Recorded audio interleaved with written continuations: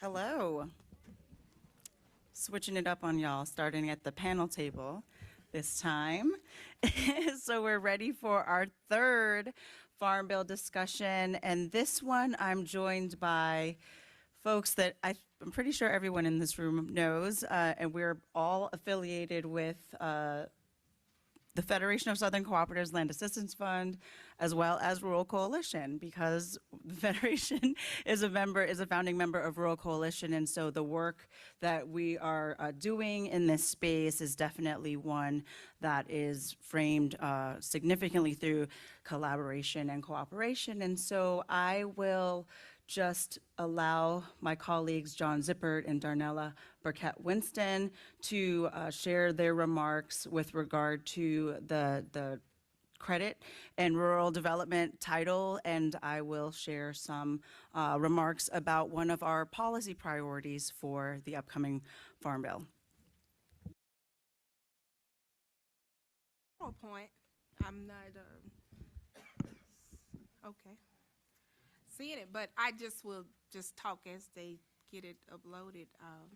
Darnella Burkett, a fifth-generation vegetable farmer, daughter of a socially disadvantaged, historically underserved black landowner. Oh my gosh, you know, I use that term with him all the time sometimes when I am in the field and I'm saying, you know, I'm the daughter of a socially disadvantaged. And you know, he tells me, I'm not socially disadvantaged. That's how you get in the game. He said, but I done fixed it where I done used the game. Well, you don't need the game. So now that's a conversation that I have to have when it comes to credit and rural development, because my father has paved the way to where he's used all of these benefits on our farm to now where I don't have to use none of those government benefits, because he's built it up to where, hey, this is how you survive when you don't have the government in your life. This is how you keep the land when you're not able to go against the government on your own. So when I sit back and I listen and I try to say, okay, so what is it that needs to change? Because my parents have reared me into the way where you sustain and you hold on to what we've given you and you make that grow. You don't make that decrease, you don't make that fall off, but you give more to it. So now when I look at the next generation, which I am a part of, I say, what is it that we have to do to become stronger in this farm bill? You know, what is it that we need to know to say, hey, we need to get to the next step? I could have an 800 credit score. No, you can't get the loan. I can have a 550 credit score.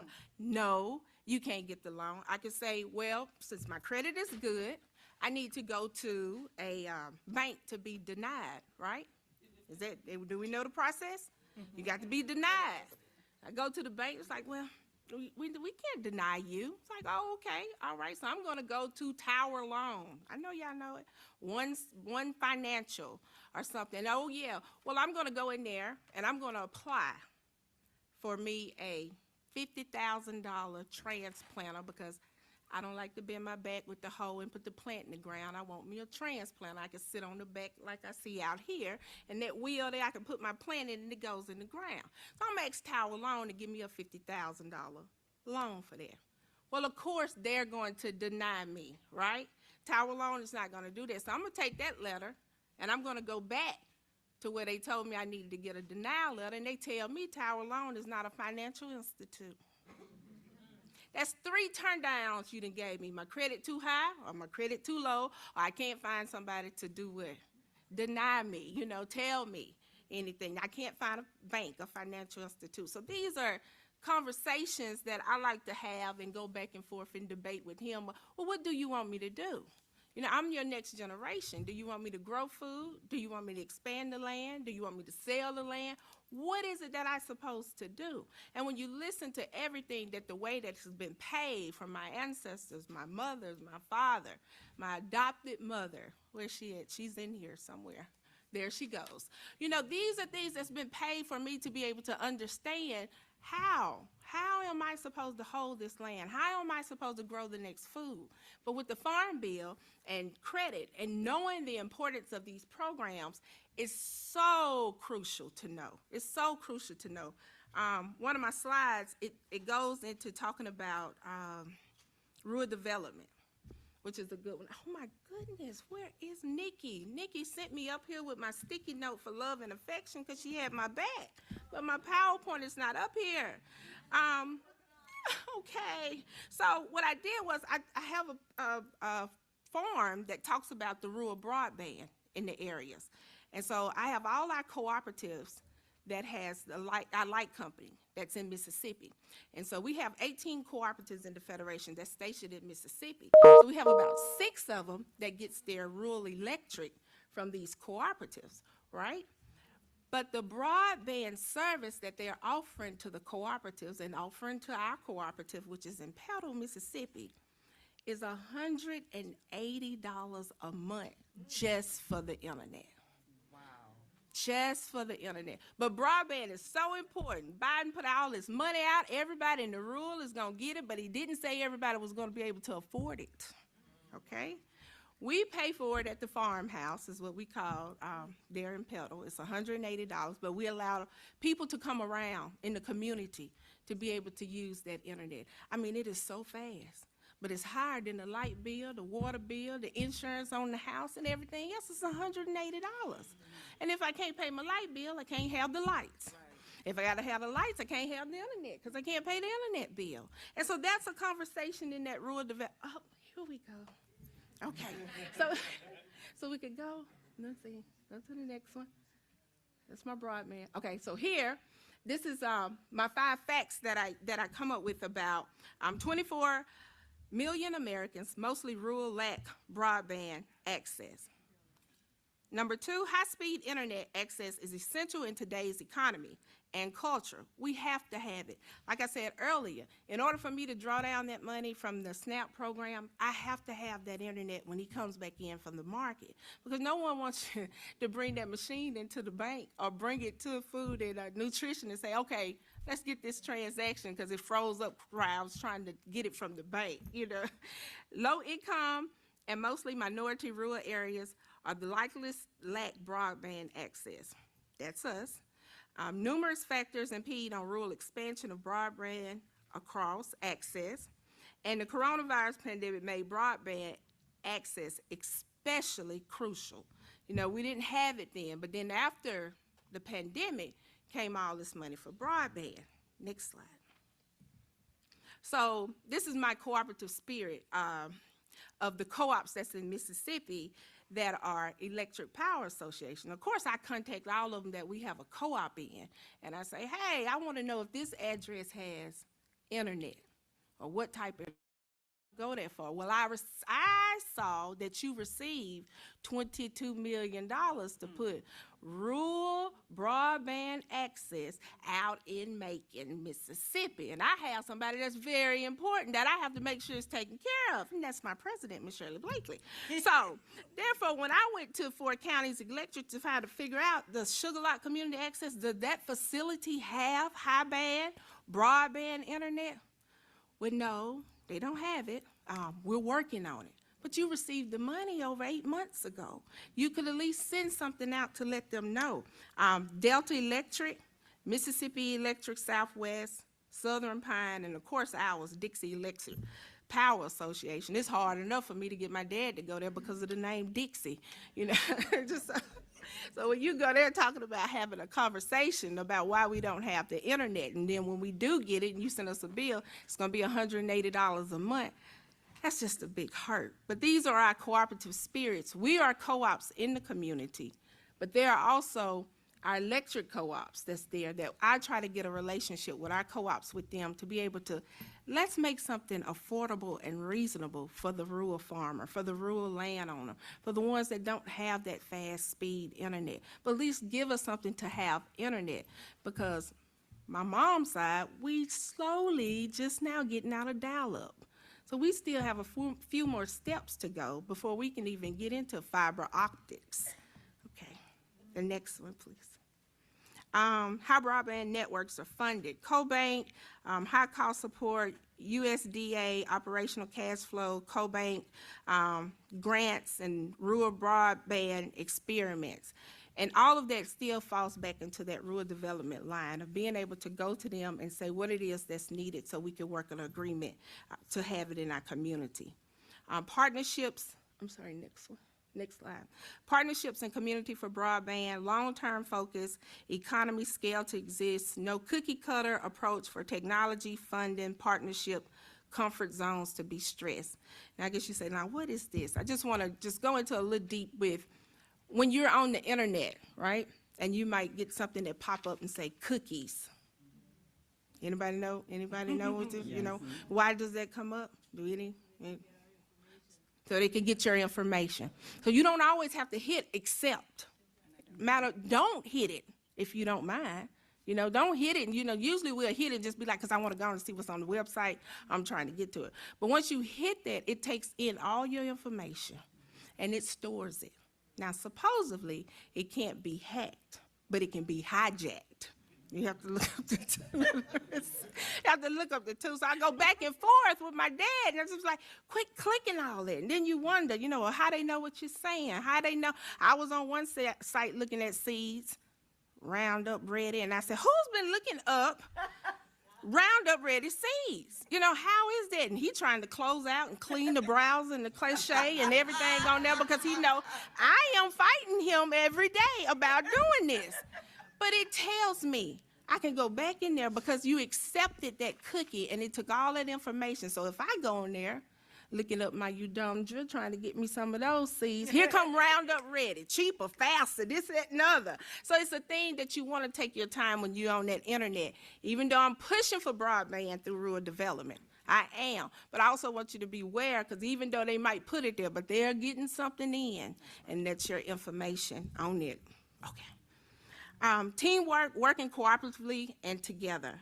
Federal, which is where we, you know, where we are with the Farm Bill, just making sure that our voice is heard, but we want to make sure it's through electric and NGO and my parishes, county and state. I have to include parish because of Louisiana.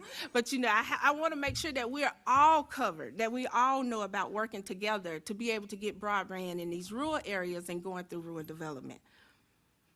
The key players, next slide, I'm sorry.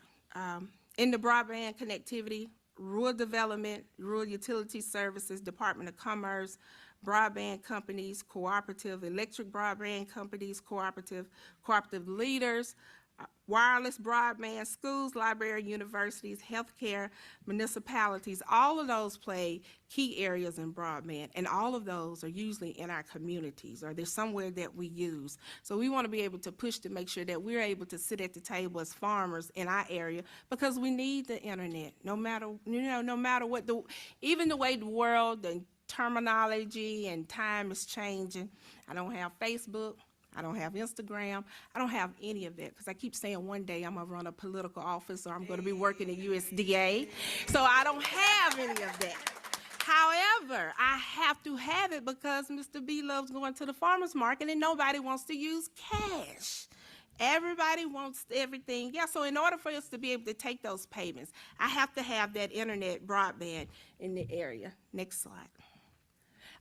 And my contact information. Darnella Burkett-Winston, that's my phone number, and I will turn it over to Mr. John.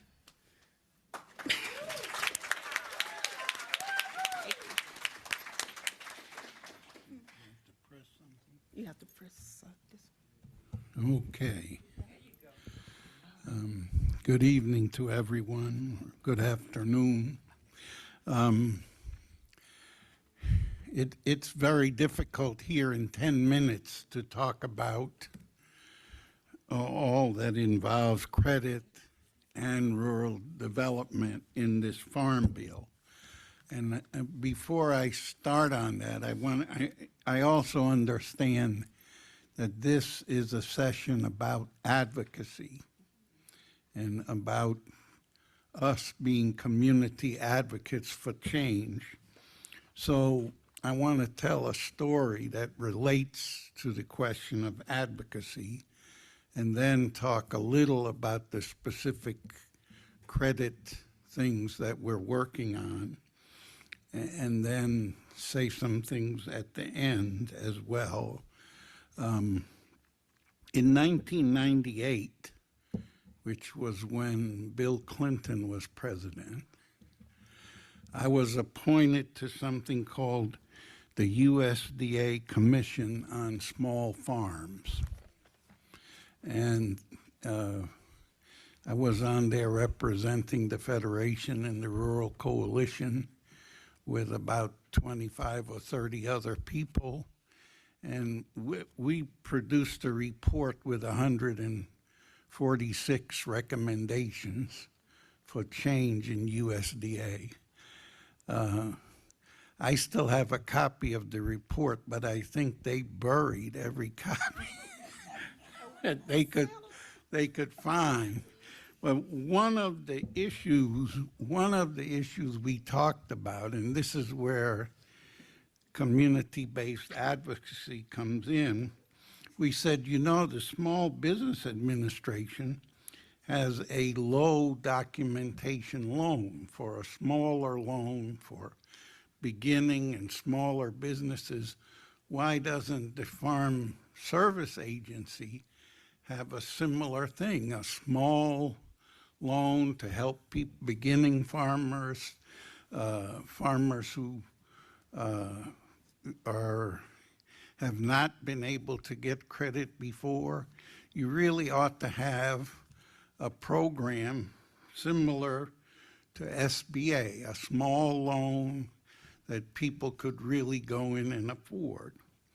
Now, this was 1998, and this was part of our advocacy for a loan program, a credit program that would be more suitable, more appropriate to our members in the Federation and other farmers like us. Well, they kept promising they were working on this. 12 years later, in 2010, USDA developed the guidelines for the microloan program. And they started out with a $35,000 loan.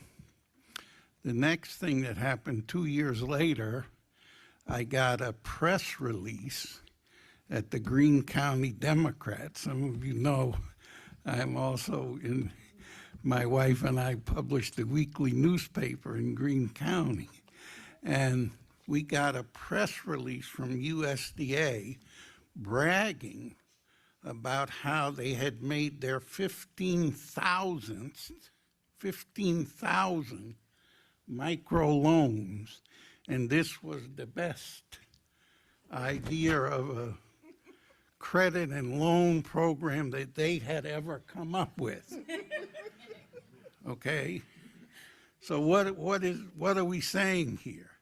You have to be consistent, you have to be persistent, you have to keep pushing for what you want.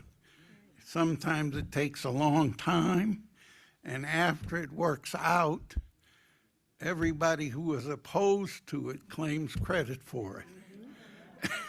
So I tell you that just as a preface to, and we are talking, one of the things we're talking about in our strategy for this year in the Farm Bill is to they've raised the microloan to 50,000.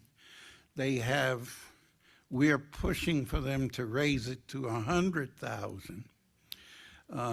We also pushed that it could be used to buy land, and they agreed to that. And technically, you might be able to get 2 microloans, one for land and one for operating. So in the budget, they have agreed, the Biden people have agreed to the 100,000, but I think we need to push to get it in the Farm Bill. But that's one of many things on credit we ought to do. Now, when the American Rescue Plan came out and Section 2005 had this loan forgiveness, I think that was good, but a true evaluation of that only 8% of existing black farmers had a USDA loan that would be forgiven and paid off. 92%. The vast majority of black farmers didn't have a USDA loan to begin with. So the availability of credit, which is a key factor in agricultural production, has been a problem with USDA. And it's been a problem of discrimination, discrimination on race, discrimination on ethnic background, discrimination on gender, discrimination on farm size, discrimination on the type of farming operation you want to go in, you name it. They have not really provided agricultural credit in the way that they should. And I think as we go into this, and this is what the Pickford case and the Keepsiegel case and the Loves and all of Garcia, all of the cases were about the availability of credit. And you know, the Federation was deeply involved. And I got interviewed by some Associated Press thing. I said, well, this was 1999. I never met a black farmer who wasn't discriminated against by USDA. That's what I said. Because even the people who got a loan didn't get the amount of money they wanted, didn't get the money on time, had various conditions of supervised credit attached to the money, and all kinds of other problems. So what we're trying to do, or what we've been trying to do in these farm bills, is really make credit available to people in a better way, in a targeted way, in some cases collectively, to work in cooperative ways, which is an even more difficult thing to achieve. And so, you know, that I could go further. I've also worked on all these rural development programs, the housing program. They have a good housing program, but you got to work hard to get that loan. And, you know, the Pickford case was about farm loans. It wasn't about housing loans. And, you know, a lot of people who came to me for help really went, after we start talking about it, they had a housing loan problem, not a farm loan problem.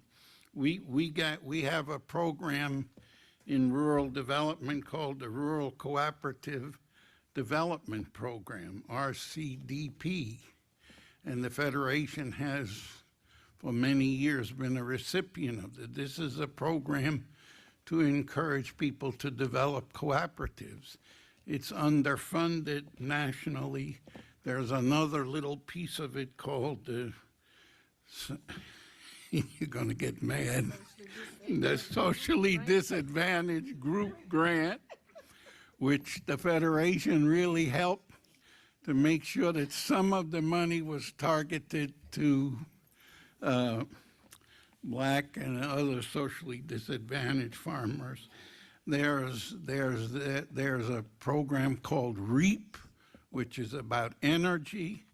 There are a lot of, this whole broadband thing in Alabama, they've made it even more complicated. They've taken the rural development money and put it together with the infrastructure money, and they put it under the Alabama some kind of Alabama business development agency, and we're fighting with them. The rural electric cooperative that serves the area where I live, the Black Warrior Rural Electric Co-op, they don't want to do broadband. They don't even want it. So, well, what do we do? We have in the back a 7-page detailed document about changes in the Farm Bill that would make credit more equitable. There was no, and I talked a little about the one that dealt with the microloans, but we want to raise the limit amount of money on all of these loans. We want to reduce the amount of collateral that you have to have. Right now, they are very happy to take 150% collateral on any loan they have. And we're suggesting in here 110. In the micro loan, it's only what you buy, what you actually finance. So I'm gonna stop because you know I could talk about this all afternoon, but there's a lot of work ahead of us in this area. You know, as both of you were talking, I was thinking about time. Because time is money. And I feel that we have seen time and time again where advocates have jumped through the hoops to get the right words in the right places in the right hands. And, you know, I always think about the Emergency Land Fund's report on heirs property in the Southeast that was conducted over 40 years ago. And there were 19 policy recommendations that came out of that report. And we did not see the heirs property relending program introduced into the Farm Bill until 2018. And now the Federation is the technical assistance and outreach provider for that program. And we're getting all sorts of questions about why the program hasn't been fully implemented yet. Because we're responsible for managing the time under the agreement that we have with USDA. And there is a reason that Shared Capital, which is the third of the three cooperatives, Shared Capital is a cooperative, but there are 3 community development financial institutions that are able to make these heir property relending loans. And Shared Capital is really in partnership, the only one that can provide these loans to folks in the communities that we serve. And at the time that Shared Capital was approved for the heir property relending program, the Treasury Department changed its regulations on how CDFIs are reviewed for their reauthorization. And I think about how much time has been invested in giving recommendations to Congress and to USDA about how to implement programs so that we have access to credit for our folks. Because time is so critical in agriculture. If you're one day late in any aspect of your inputs, throws off your production. And so every time you have to go back into the office and submit more paperwork to prove that you can have a cash flowing plan so that you can get that loan, that time costs you production and ultimately your ability to repay that loan. And I'm just wondering, when is it time? When is the right time for the data that we've collected to this point to be sufficient? When Ben has put in enough time to position Darnella where she doesn't have to be losing time in building towards Denver's legacy. And all the time that John Zippert has invested personally into this movement when we're talking about credit and rural development. And so I struggle a little bit with the concept of being told to wait and be patient, because time is of the essence. It truly is. And so our federation priorities are directly responsive to our members' listening sessions. And John mentioned that we're requesting an increase in the microloans from $50,000 to $100,000. The Federation priority is to match up the farm operating loan and farm ownership loan, which the farm operating loan is currently at $400,000, so that if a farmer were to take out both the maximum farm ownership loan of $600,000 and the maximum farm operating loan of $400,000, they'd be at $1 million in investment into their farm. And yet, when the American Rescue Plan Act came out, there were farmers that were relying on that debt relief.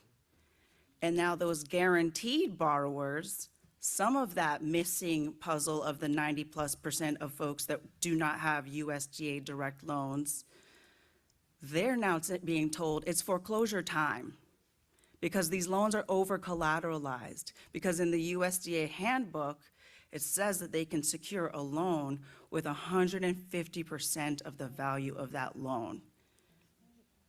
So when over time, the value of the farm that's been purchased is increasing as land value does, the farmer's time to repay that loan is getting shorter and shorter. So we don't want to see this over collateralization, and we absolutely do not want to see a farmer's home held as collateral for a farm loan. And with the Air Property Relending Program, there's been a recommendation made from a lot of very well-intentioned folks who want to see it converted to a grant program.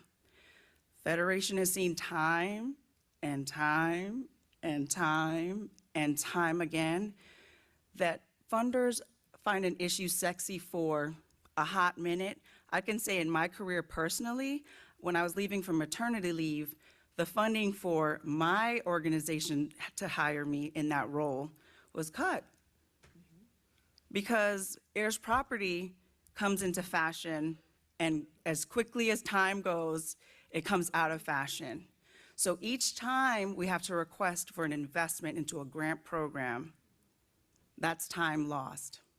So the reason that the Emergency Land Fund had the foresight and the Federation's Land Assistance Fund had the foresight to have a revolving loan program was that that initial investment could be recycled around the community. Because what we don't have is a lot of time. But we do know that over time, the heirs property problem grows as more and more generations increase the total number of heirs. So now you want folks to take out a loan that must be repaid over time. And we don't think that that's fair.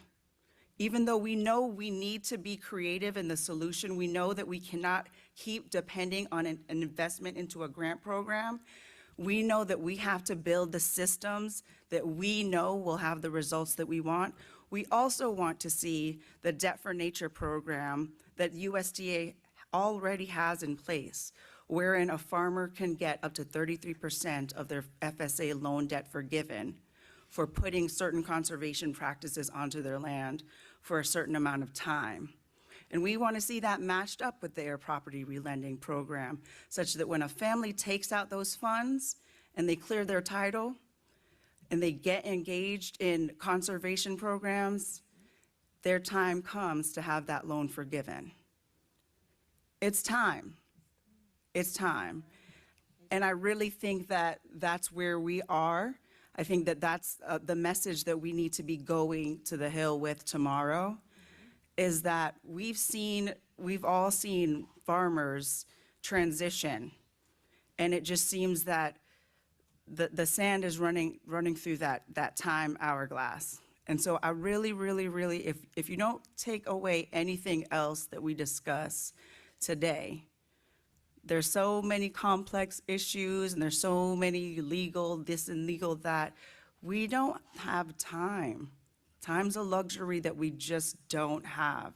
And I have a sense of urgency especially with regard to the access that our folks need to critical infrastructure and credit, and the time for excuses is over.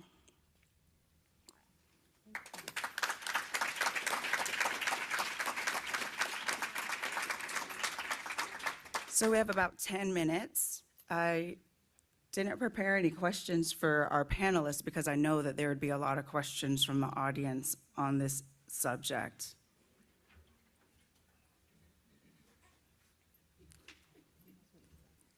I should have known.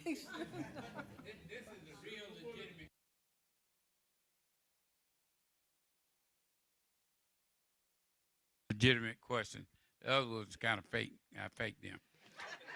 Um, when I think about what's going on in the banking industry right now and how the government is just bailed out the new bank out there in California.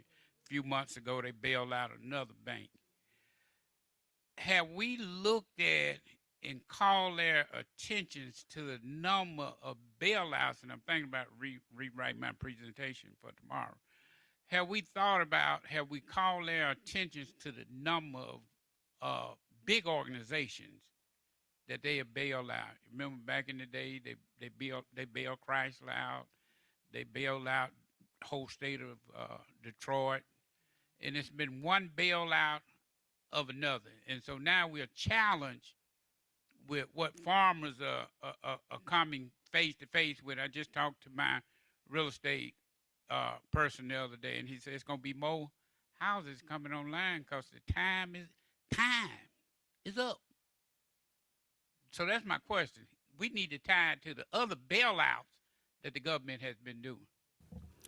Do not disagree with that at all. And one thing that, in looking at the history of the credit title, the purpose of that title in the Farm Bill was really to give a cooperative structure to the lending system that we had for agricultural loans, because agricultural loans take a specialized expertise to evaluate whether or not that farm enterprise is going to be able to make those payments on that loan. And so even in the Farm Bill, if you look at all of the various farm bills throughout history, there was always an intention to have a cooperative, and that's the farm credit, right? The farm credit system we have today understands and is built upon a cooperative structure wherein the members are a part of the decision-making process related to credit. And so what we really need is a Black farmer financial institution that is built upon the same investments that have been made within the farm credit system, that is cooperatively owned, and the owner members are Black farmers. And that's actually something that I've been writing about ever since I started this job. but to your point, Bobby, there's an awareness, and it does feel that when there is a will for them to invest in certain institutions that are too valuable to fail, that it occurs. And I think that one of the things, when I think about the history of the Federation and the work of the Federation, it's really about that independent nature of our Black farmers and our ability to be solution creators for those problems. And I do think that an investment into a Black farmer financial institution that's cooperatively owned is at least part of that solution.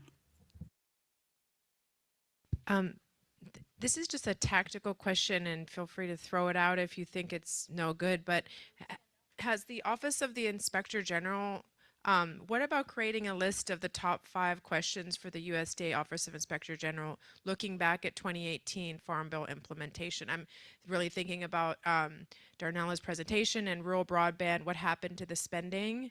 So what if, collectively folks could decide we have these 5 or 8 questions, and then it could be given to the Inspector General as well as to members of Congress, and it's all with a collective voice. These are the top 5 questions that we need investigated because there has been anecdotal reports of improper spending or just, poor execution of the last Farm Bill?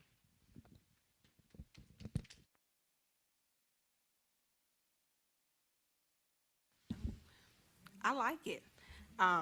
Just from the presentation doing it and then hearing Mr. Zippert say about Alabama. So a collective of, those are our co-ops over there as well within the Federation and our families. So being able to come together and probably spearhead all of our 7 states and beyond that's within our organization to see what are those questions and where is that funding that they said that they was giving us broadband for from 2018 to now to where we're very popular now for this Farm Bill. Thank you.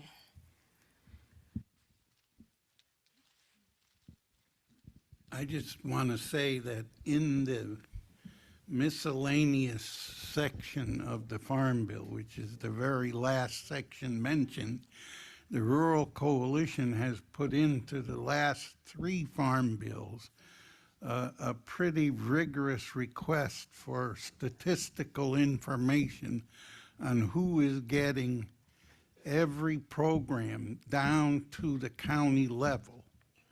And they have it, they just won't release it. I believe they have it, and they won't release it because it shows that they haven't quite been doing as good a job as they say they're doing. And so, we can push for more reports and more investigations and more, I have not a problem with that, but we ought to hold them to these basic things that if we had that information, we would be in a stronger position to fight all these legal battles and other battles that we're sure to face.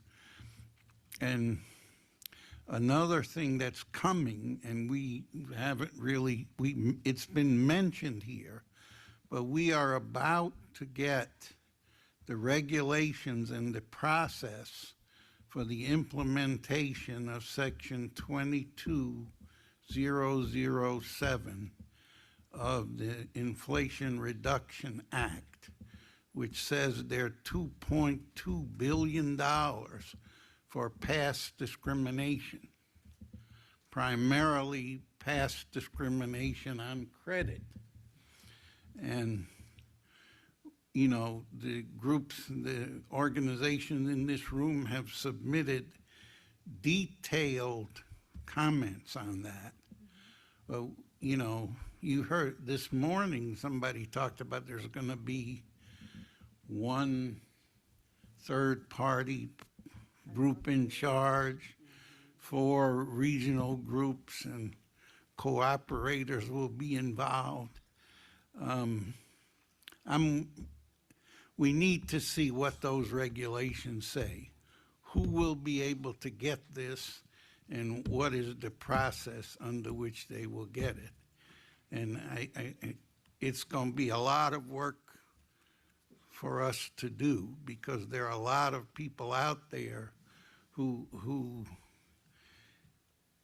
didn't make a claim the first time around, made a claim the first time around and got shafted one way or the other. And so there's a lot of work out there which is directly related to credit. So we need to be mindful of that and see what we're going to be presented with. I'd like to ask the question of clarification. I'm Bob Moore. I'm from Illinois and Mississippi. And I'm quite interested in the air lending program. And I know that you've addressed it, but I'm not clear on what position we're taking tomorrow regarding the capital people that has not delivered on their applications, that is still hanging out there. And so I'm not quite sure what position that we're taking tomorrow. I'd like to have some clarification on that. So I can respond to a couple parts of your question. The application form that Shared Capital is to develop for that program, that part does have to be approved by Farm Service Agency. So one challenge is getting that loan application approved. The other challenge that Shared Capital faces is that under the regulations for the Air Property Relending Program, only certified community development financial institutions are able to get that loan. So the relending program is that the CDFI takes a loan of up to $5 million from Farm Service Agency, and then Farm Service Agency steps back, and then the CDFI implements that program.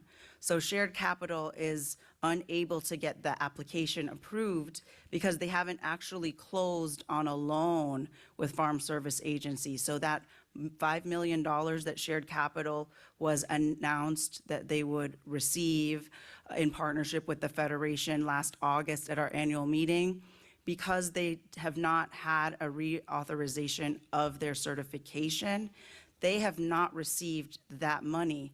That's not a USDA issue, that's a Department of Treasury issue. So the holdup is at that stage of implementation. And so it's really not an accountability issue of Shared Capital, because Shared Capital has submitted every possible thing that they could.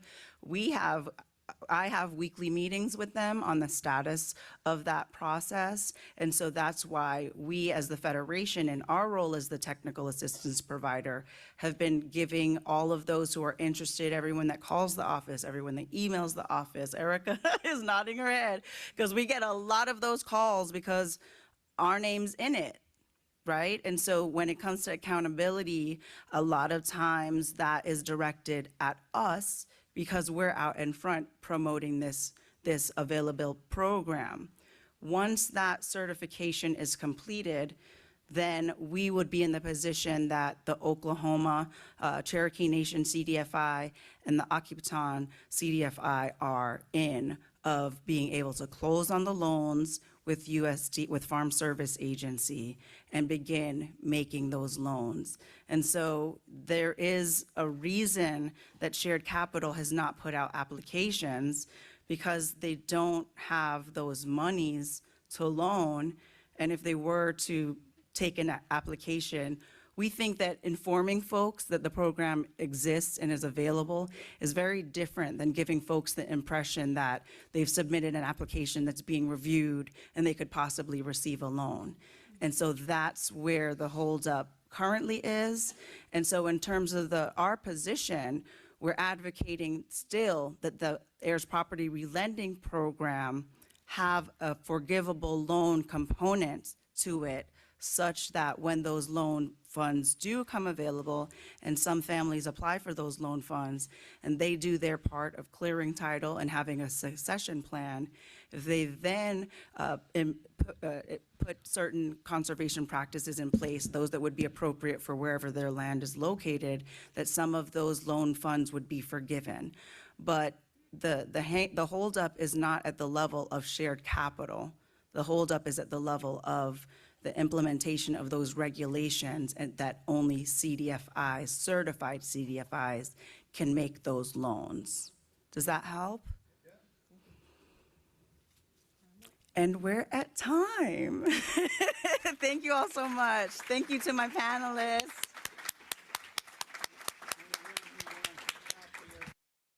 See me. Anyone who'd like a copy of the Greene County Democrat, see me. For everybody. If you want one, I'll get you one. And I just have one quick announcement. I had lunch at the dinner with some amazing women yesterday, and I was wanting to know why they were here, and the story that they gave me was beautiful. So if I could just ask those ladies to stand up, because they have been learning information over the Advocacy Institute, over the Federation, and with Mississippi. And so I just would like for them to stand up, and if you get a chance to talk to them about ag and their land and their family, please stand up. Please stand up. Thank you so much. All right.